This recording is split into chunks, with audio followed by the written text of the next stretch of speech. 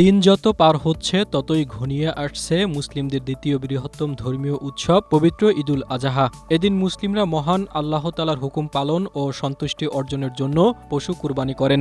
আর এজন্য অনেকেই বাজারে গিয়ে সুস্থ ও সবল পশুটি কেনার চেষ্টা করেন। তবে অনেকের মধ্যে সঠিক ধারণা না থাকায় সুস্থ পশু কেনা সম্ভব হয় না। ফলে পশুর হাটে গিয়ে মুনাফাখোর ব্যবসায়ীদের খপ্পরে পড়ে কৃত্রিম উপায়ে মোটাতাজা করা গরু কিনে অনেককে বাড়ি ফিরতে হয়। এতে অনেক সময় দেখা যায় গরু বাড়িতে নিয়ে আসার পথেই অসুস্থ হয়ে পড়ে, আবার কখনো কখনো পশুটির মৃত্যুও ঘটে।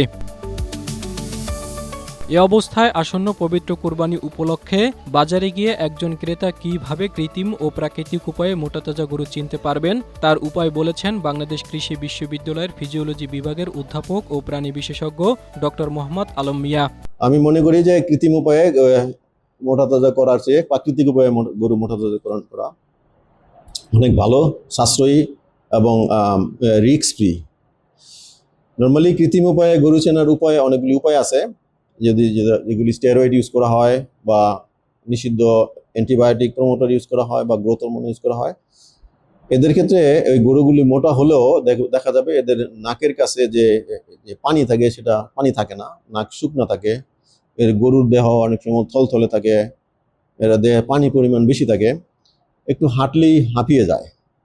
এদের শ্বাস প্রশ্বাস, আমরা যদি রেসপিরেশন রেট দেখি, এদের শ্বাস প্রশ্বাস বেশি থাকে। গরুগুলি অলস থাকবে এবং ক্লান্ত ভাব থাকবে। অনেক সময় গরুর গায়ে যখন হাত দেওয়া হয় ওরা রেসপন্স কম করে, যেটা আমরা বলি অ্যালার্টনেস, সেই অ্যালার্টনেস কিন্তু গরুর থাকে না।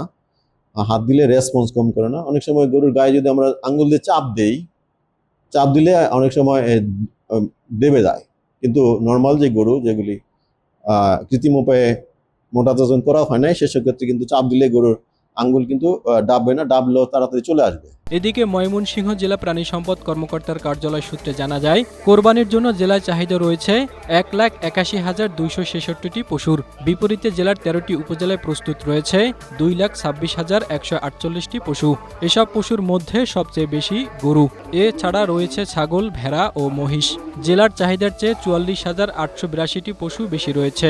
এসব উদ্বৃত্ত পশু জেলার বাইরে বিক্রি করে দেওয়া হবে। Desk report, Asia post.